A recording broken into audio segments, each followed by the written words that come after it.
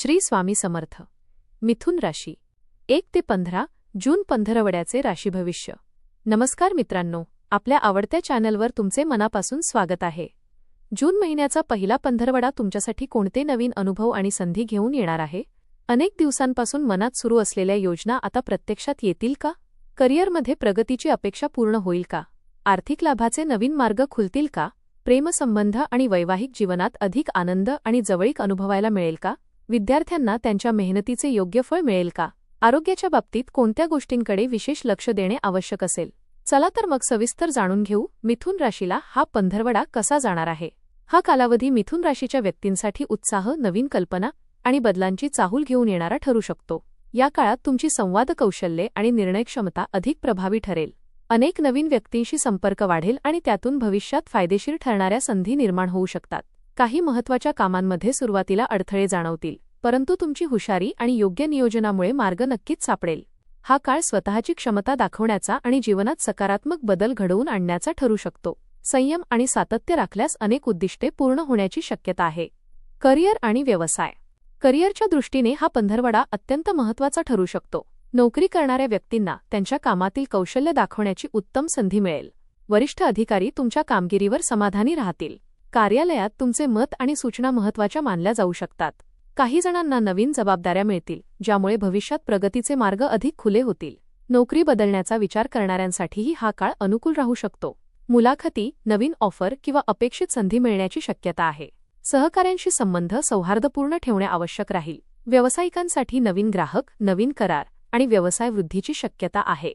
Marketing, विक्री, शिक्षण, media, लेखन, संवाद किंवा तंत्रज्ञान क्षेत्राशी संबंधित व्यवसाय करणाऱ्यांना विशेष लाभ मिळू शकतो. भागीदारीत व्यवसाय करताना सर्व व्यवहार लेखी स्वरूपात ठेवणे हितावह ठरेल. आर्थिक स्थिती. आर्थिक दृष्टिकोनातून हा काळ समाधानकारक राहू शकतो. उत्पन्नाचे नवीन मार्ग निर्माण होण्याची शक्यता आहे. काही व्यक्तींना अतिरिक्त उत्पन्न किंवा बोनस मिळू शकतो. पूर्वी केलेल्या मेहनतीचे आर्थिक स्वरूपात फळ मिळण्यास सुरुवात होईल. तथापि या काळात खर्चाचे प्रमाणही वाढू शकते. घरगुती गरजा, प्रवास, वाहन, इलेक्ट्रॉनिक वस्तू किंवा कुटुंबाशी संबंधित खर्च वाढण्याची शक्यता आहे. त्यामुळे आर्थिक नियोजन करणे आवश्यक राहील. गुंतवणूक करण्याचा विचार करत असल्यास अनुभवी व्यक्तींचा सल्ला घेऊनच निर्णय घ्यावा. बचतीवर भर दिल्यास भविष्यात आर्थिक स्थैर्य अधिक मजबूत होईल. कौटुंबिक जीवन. कुटुंबातील वातावरण आनंदी आणि उत्साही राहण्याची शक्यता आहे. घरातील सदस्यांसोबत अधिक वेळ घालवण्याची संधी मिळेल. एखाद्या शुभ कार्याची किंवा आनंदाची बातमी घरात उत्साह निर्माण करू शकते. भावंडांशी असलेले संबंध अधिक दृढ होतील. कुटुंबातील काही महत्त्वाच्या विषयांवर चर्चा होऊन सकारात्मक निर्णय घेतले जाऊ शकतात. ज्येष्ठ व्यक्तींचे मार्गदर्शन महत्त्वाचे ठरेल. काही वेळा मतभेद निर्माण होण्याची शक्यता असली तरी संवादाच्या माध्यमातून ते सहज दूर करता येतील. कुटुंबामध्ये विश्वास आणि सहकार्याचे वातावरण कायम राहील. प्रेम आणि वैवाहिक जीवन. प्रेमसंबंधांमध्ये आनंददायी घडामोडी घडू शकतात. प्रिय व्यक्तीसोबत अधिक वेळ घालवण्याची संधी मिळेल. मनातील भावना व्यक्त करण्यासाठी हा काळ अनुकूल राहील. काही जणांच्या प्रेमसंबंधांना कुटुंबाची मान्यता मिळू शकते.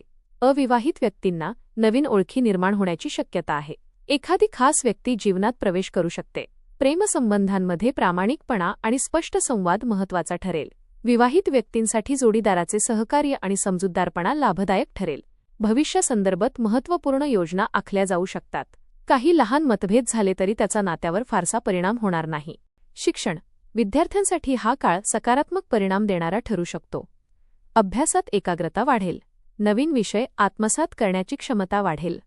शिक्षकांचे मार्गदर्शन आणि पालकांचे प्रोत्साहन यांचा चांगला लाभ मिळेल. स्पर्धा परीक्षा, मुलाखती किंवा प्रवेश परीक्षांची तयारी करणाऱ्या विद्यार्थ्यांना मेहनतीचे फळ मिळण्याची शक्यता आहे. वेळेचे योग्य व्यवस्थापन केल्यास अपेक्षेपेक्षा चांगले यश मिळू शकते. काही विद्यार्थ्यांना नवीन अभ्यासक्रम किंवा प्रशिक्षण कार्यक्रमात सहभागी होण्याची संधी मिळू शकते. आत्मविश्वास वाढल्यामुळे अभ्यासात चांगली प्रगती दिसून येईल. आरोग्य. आरोग्याच्या बाबतीत हा काळ सामान्यतः चांगला राहील. मात्र अतिविचार आणि मानसिक ताण यावर नियंत्रण ठेवणे आवश्यक राहील. कामाच्या व्यापामुळे थकवा जाणवू शकतो. नियमित व्यायाम, योग आणि प्राणायाम यांचा लाभ होईल. झोपेची वेळ निश्चित ठेवणे आवश्यक आहे. आहारामध्ये पौष्टिक पदार्थांचा समावेश करावा. पचनाशी संबंधित किरकोळ समस्या उद्भवू शकतात, त्यामुळे बाहेरील अन्नपदार्थांचे सेवन मर्यादित ठेवावे. मानसिक आरोग्य टिकवण्यासाठी स्वतःसाठी थोडा वेळ काढणे गरजेचे राहील. सामाजिक आणि आध्यात्मिक जीवन. सामाजिक क्षेत्रात तुमचा प्रभाव वाढू शकतो.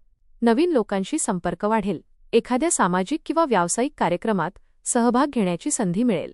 तुमच्या विचारांना आणि अनुभवांना लोकांकडून चांगला प्रतिसाद मिळेल. धार्मिक आणि आध्यात्मिक कार्यांमध्येही मन रमू शकते. एखाद्या तीर्थक्षेत्राला भेट देण्याचा योग येऊ शकतो. ध्यान, जप, पूजा किंवा सत्संग यांमुळे मानसिक समाधान मिळेल. सकारात्मक विचारसरणीमुळे अनेक समस्यांवर सहज उपाय सापडतील. काळजी घेण्याचे मुद्दे. कोणतेही काम अर्धवट सोडू नका. अनावश्यक बोलणे किंवा वाद टाळा. आर्थिक व्यवहारांमध्ये पूर्ण माहिती घेऊनच निर्णय घ्या. मानसिक ताण वाढू देऊ नका. आरोग्याशी संबंधित किरकोळ तक्रारींकडे दुर्लक्ष करू नका. उपाय. दररोज भगवान विष्णूंचे स्मरण करावे आणि ओम नमो भगवते वासुदेवाय या मंत्राचा 108 वेळा जप करावा. बुधवारी गाईला हिरवा चारा अर्पण करणे आणि गरजू विद्यार्थ्यांना शैक्षणिक साहित्य दान करणे शुभ फलदायी ठरू शकते. एकूण मिथुन राशीसाठी हा पंधरवडा नवीन संधी, सकारात्मक बदल आणि आत्मविश्वास वाढवणारा ठरू शकतो. करिअर, व्यवसाय, शिक्षण आणि सामाजिक क्षेत्रात प्रगतीची चिन्हे दिसतील. आर्थिक बाबतीत सावधगिरी बाळगल्यास लाभ मिळू शकतो. प्रेमसंबंध आणि कौटुंबिक जीवनात आनंदाचे क्षण अनुभवायला मिळतील. तुमची बुद्धिमत्ता, संवाद कौशल्य आणि योग्य वेळी घेतलेले निर्णय यामुळे अनेक महत्त्वाची उद्दिष्टे साध्य होण्याची शक्यता आहे. एकूणच हा पंधरवडा प्रगती, समाधान आणि नव्या आशांचा संदेश घेऊन येणारा ठरेल. धन्यवाद.